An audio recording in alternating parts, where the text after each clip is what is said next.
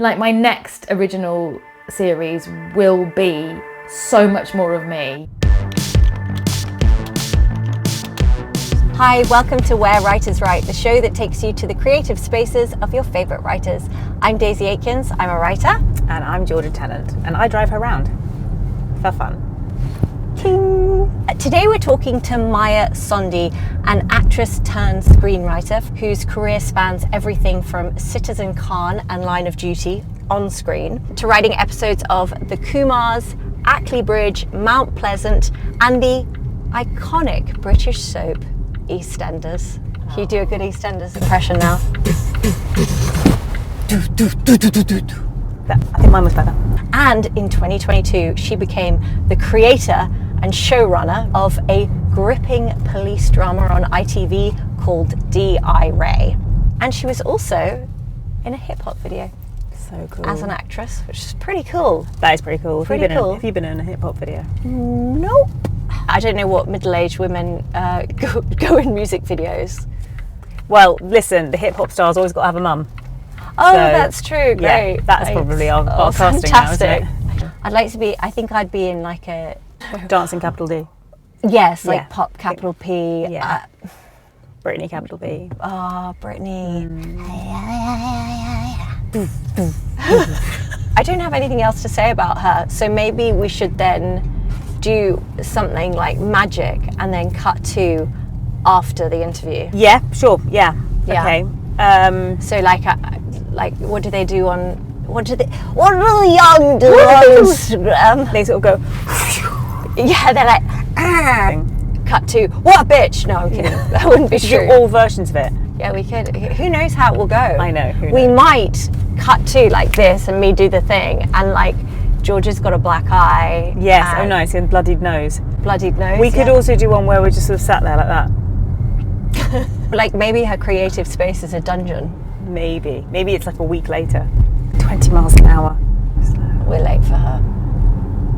Well, we could blame the people who write the numbers on the roads. It's not our fault. Yeah. Although that woman looks like she's just been hit at 20 miles an hour, so Oh, shall I get a quick shot of the car accident? upright. She's a She's okay. cyclist. She's and wearing the a car helmet. stopped. She's Has a wearing a lesson. helmet, but he's given her a little A little bit of mansplaining. bit of He's no. sort of Oh, he's stroking stroking her. Are we witnessing like a So he hits her with a car and then he Me Too's her.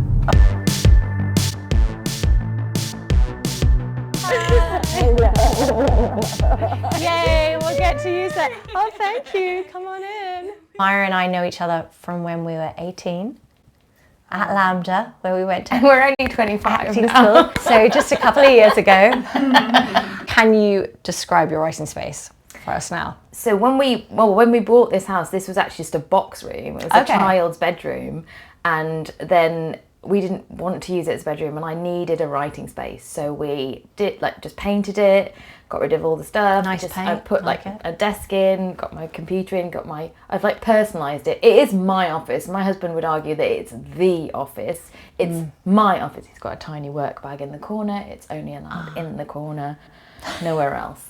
I love that. But yeah, it's what, weirdly, but you know, with writing, I don't do all my writing here. I do my No. writing walking in the park, in a Pilates class, in my head, mulling. When I'm pretending to listen to my children, I'm actually doing it in my head. You know, so That's it's good. this is like the last bit. You know, when you actually sit down to do it, Yes. and put it on paper or on screen.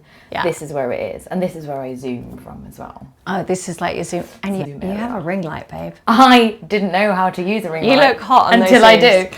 And now I've got this zoom light and I position it just behind there and then sometimes get clever. really distracted by myself because I'm like, suddenly I actually look all right.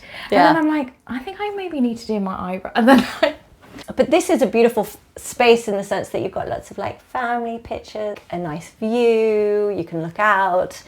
Is it important for you to have it in any way ordered, or can you work amongst the chaos of family life, or do you kind of have to? I just need quiet. You do need quiet. No, if it's here, I need it to be just really quiet. I can't even have the radio on or Right. anything or a podcast while I'm working. But weirdly, makes sense. I could work in the middle of a really busy cafe Okay. Because it's none of my stuff going on. Yes. Whereas here, it's all my family stuff. It's my family's mess. It's them. Like, oh God, the other day I was trying to really quickly do some last minute things to tweak for production for a shooting script for Grantchester. And I had, my daughter had just gone to bed and she was going, Mummy! Mummy! Mummy! I'm thinking, they need the script in the next 20 minutes. And I'm like, Mummy! Mummy! I'm like, oh my God. Like, just sleep, please sleep. But yeah, that it's better when they're not here, and then I can Yes. it's really, really quiet here as well. And even though that's a really train track, it's where the trains come to sleep.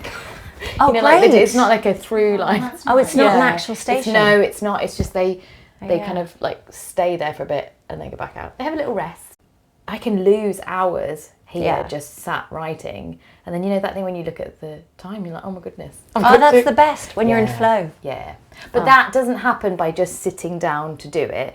That's happened because I've mulled it over in other ways, walking around the house, walking outside, you know, doing other things. And then I often actually find exercise is brilliant because, you know, if you're writing and then you need to have a little break from it, I'll like go to a class or go to the gym or go for a walk or whatever, and then come back and go, oh, I know how to fix this. Or work it out halfway through the class and think, I've got to finish this class first, and then I'll go home and fix it. And you've got your exercise ball. You're exercising all the time because you're literally on a ball. What's going on here? I haven't fallen off it yet in a Zoom. And is that because it works on your core at the same time? No, this is because I bought myself an office chair and my son stole it. So I couldn't be bothered to buy another one. So you just got your exercise ball. What's going on here? Whiteboard? That's cool.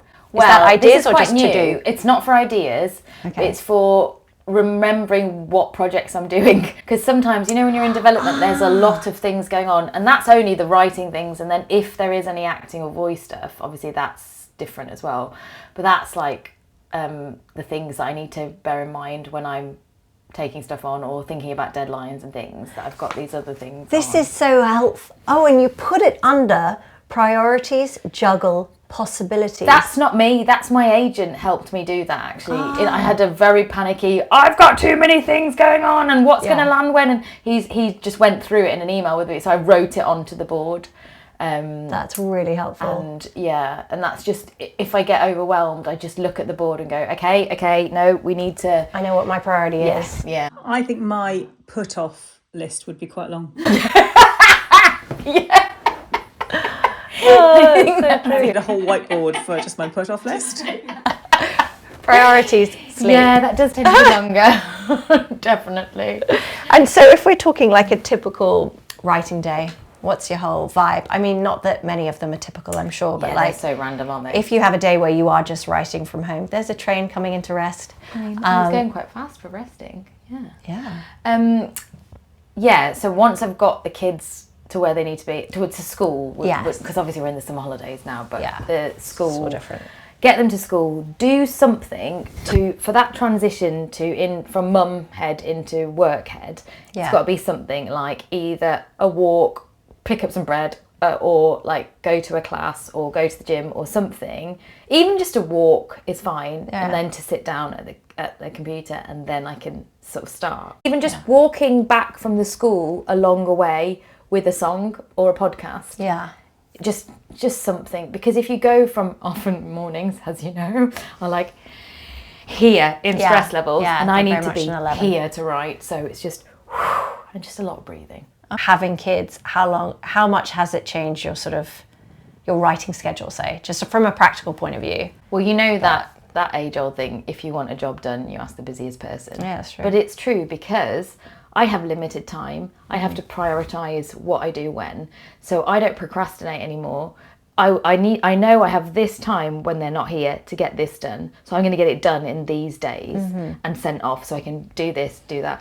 I've messed up before. When I was show running on DRA, I was trying to do everything at once. So I was trying to parent and write, and so I'd be like with them in after school time or after nursery time, but also trying to get stuff done. And I'm thinking, no, now we have, this is the writing time, this is the 2 hours where I'm on call, but I'm with the kids. And then when they've gone to bed, if I need to do it, that's the writing time again. And it's kind of trying to separate the time. And also you really do learn how to funnel your creativity into set time slots, don't you? Because you have to, and you find a new way working. Like I really enjoy actually often working in the evenings because it's a break from me. I've done the stressful hands-on mumming, and then I get to do my thing, which happens to also be my work. But, I don't mind working in the evening. And that compartmentalizing, I suppose, is kind of what you do with parenting. Like you're supposed to give kids boundaries so that they feel more free,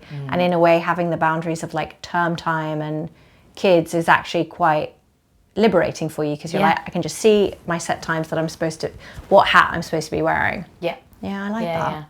I must do it myself. And we're really good at telling other people, but we're just not brilliant. And then you come to it and you're like, fish finger, script changes, fish finger, script changes. And the iPad.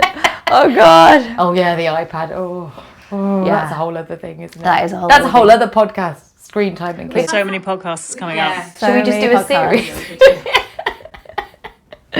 And then in terms of like, okay, just start from the beginning. You get an idea.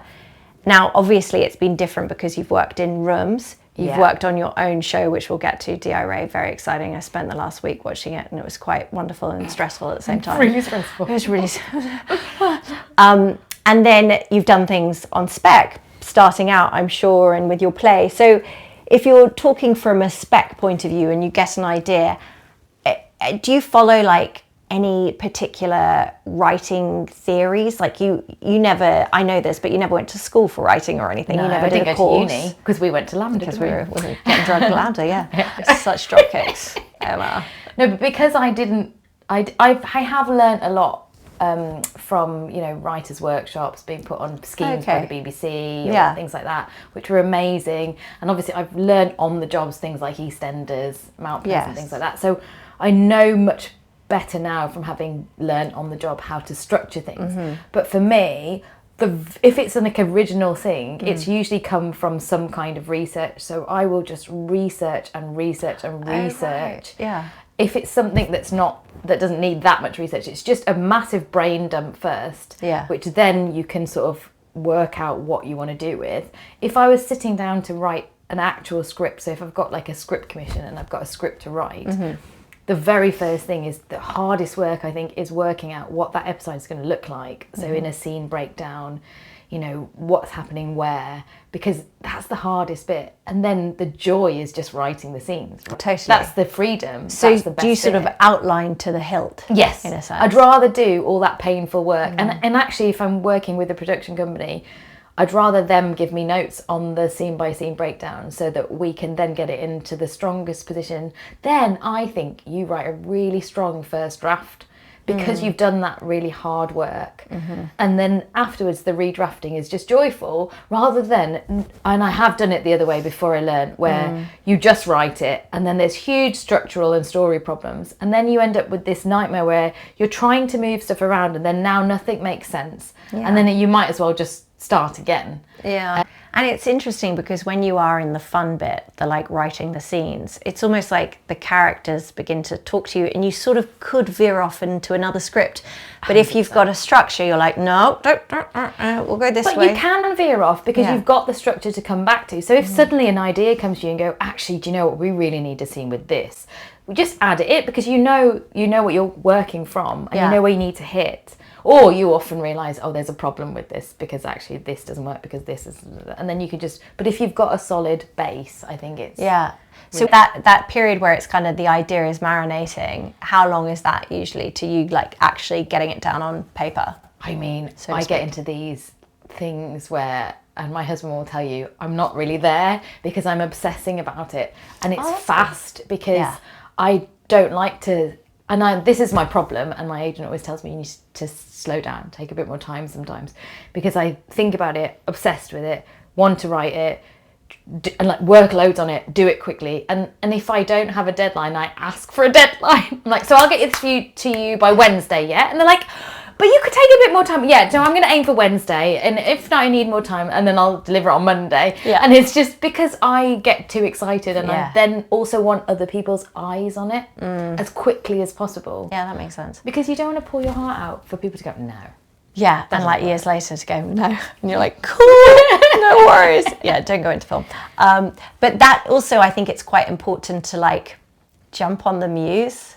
You're going to vomit in the corner. It's a massive internal vomit just happened. For you know what I mean? Where you're like, I'm excited about it. In 2 weeks, I might not be excited about it. I have to do it while I've got this kind of energy, you know, and it's like running with the idea, and you want to sort of jump on that. Yeah. What show do you think you sort of learnt that crafting, and was it bits of everything? Because they're across genres as well, aren't definitely bits of everything. I mean, like my first writing gig was the Kumars, which was sitting in with really, really clever, funny people, really experienced comedians and comedy writers, and like creating and building gags and things, which I just loved watching how different people worked, and just being part of that was incredible. Yeah. But then on EastEnders, I learned how you have to work to such really tight. It's a machine, and it works, and it's a well-oiled machine.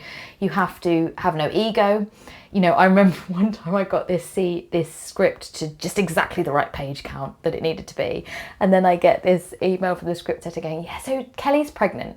So now we need to explain in a scene where Danny is speaking to her, and just like something about how she's now wearing floaty clothes and not tight ones." And I was like, "Oh my gosh. Oh, where am I going to get this extra scene from? Like, I've got to lose something else." But it's a really good exercise in leaving your ego at the door, and just you need to write an episode of EastEnders, but you need to write your episode of EastEnders. So it still has to feel like EastEnders, but you've got to put your twist on it. And that's a really interesting balance. I think when you're writing episodes of other people's shows, like I've just done another episode of Grantchester. I had never watched Grantchester before I started writing on it, and I didn't think it was for me. And then I watched the stuff that they sent across, and I really loved the world. But then it's about me stepping into that world with the characters, but then also putting my energy into it. Yeah, it's got to have that overall tone of the show. Yeah. Well, you would have had this with DIRA. You came up with the voice and the world and the tone yourself. Yeah. How did you sort of communicate that to the other writers? I think that's where you have a really good producer or story producer, the development people who are there going, yeah, I like that idea, but to make it more this show, it's not very EastEnders. Do you know, that kind of thing. I think you need to have the people, which is why I think script editors are incredible and essential, because they are across the whole thing. Like with Grantchester, we don't have a room, so we just do our own episodes. Oh, okay. But there's a script editor, and there's an amazing exec and an amazing showrunner who's across the whole thing, so they know. They get the feeling for the whole thing. You can, so I think when it's run well, exactly, everyone kind of gets it. Everyone flies. And with DIRA, when you were creating that world, did you have sort of like references to other shows? Were you sort of aware of what your inspiration was behind that, or were you taking themes that you were kind of interested in and then finding a world for them? That's the thing. It was when I first went to, because I had another script that Jed and HTM were trying to get made, and that was my sort of like my baby, my calling card thing about girls in gangs in Birmingham. Oh yes, I remember that one. Yeah, that wasn't the right time for anybody. You know, all the bollocks excuses that commissioners make. But he was like, "Oh, I still want to work with you. What else do you want to do?" And I said, "I've always wanted to explore identity, but it's just so niche." And he said, "Well, if you wrap up the themes that you want to explore into something mainstream that everybody can watch and just enjoy." Oh, that's clever. Yeah. So then that is, you know, and the police procedural, I mean, there's a million of them, isn't there? There's a million sort of crime dramas. People recognise that format. Yeah, so you know what you're getting. It's comfy, it's like slipping into warm slippers. Yeah, and if they don't go with the more interesting stuff you're exploring, they'll at least go with the crime story. Yeah, and you manage to weave it in so well, where it's not in any way heavy-handed, and it's all very specific and individual. Like there was a point where he goes, I think it was in the pilot, I don't know who the posh police inspector guy is like, where are you from? And she goes, Leicester. And I assumed the next line was going to be like, no, originally. But then you cleverly made him say, well, no, what's your heritage? So he did this sort of polite form of asking, but it was still... Where are you from? It was, exactly. It was, and I feel like that was obviously your personal experience as well. Oh, not just mine. There's so many other people's lived experiences. Yeah, of course. Is like messed up in that. But it was a really fine line we had to tread there, because I didn't want to be bashing people over the head, and I didn't want to be worthy, and I didn't want to be that person. But I also needed to put in, because that was the USP of the show, the microaggressions, the kind of stereotyping, the race stuff, the gender stuff, everything. Like that what was supposed to be different to other police dramas. Yeah.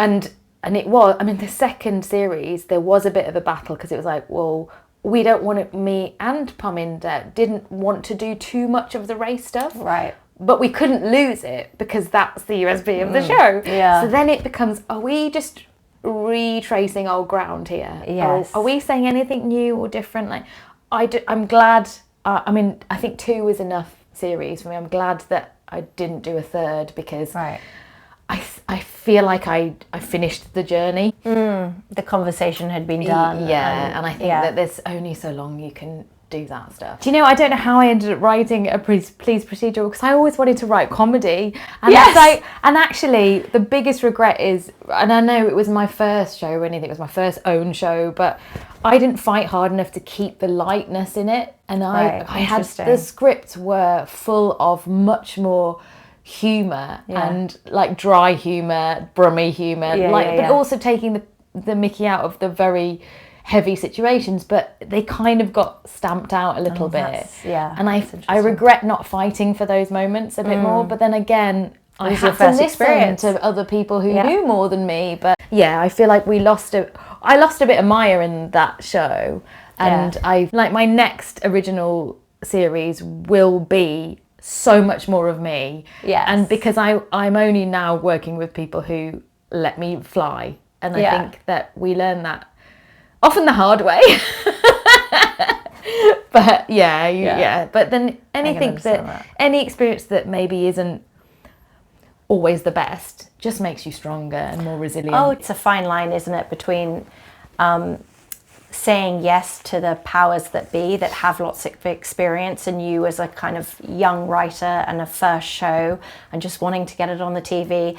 And it's always, that's always a common theme in play. It's like, how much do I say yes to and how much do I push? Am I going to be like Ben Affleck and Matt Damon, you know, Good Will Hunting, and put myself in it and like push to the nth degree, or am I going to push for my jokes to be in it? And it's always a bit of a balance, and you can't kind of regret, because you're like, well, at the end of the day, I got something on TV, and they could have turned around and been like, no, you're not doing it our way, and then you'd be like, God damn, why did I argue? But it is also really interesting as an exec now. I know how I want to exec other people, because I absolutely want to hear, no, why do you need to do this? Tell me why. I want to understand, rather than a blanket, it doesn't work, no. I would like to know, okay, let's chat about this. Let's not just me say this doesn't work. Let's find a way where it can work for you, that we can find that way together, so it still works, but that you're satisfied. Because I feel like we need to, especially writers who are coming up, emerging, you need to empower them. You want their voices and their stories. You don't want to stamp them out. Otherwise, AI might as well write the scripts, you know. Yeah, totally. Which hopefully won't happen. But yeah, I feel it is that balance though. It is always. And there are people who know what they're doing. You have to listen to them. But then sometimes I saved it. In that particular show, I saved my fighting moments for when it really mattered. That's good. I think there was a suggestion of a name change, but the name, basically, I had named this character Tony because he was based on a boy I grew up with, a Sikh boy called Tony. And then the 11th hour, there was a suggestion that we change his name to being more ethnic sounding.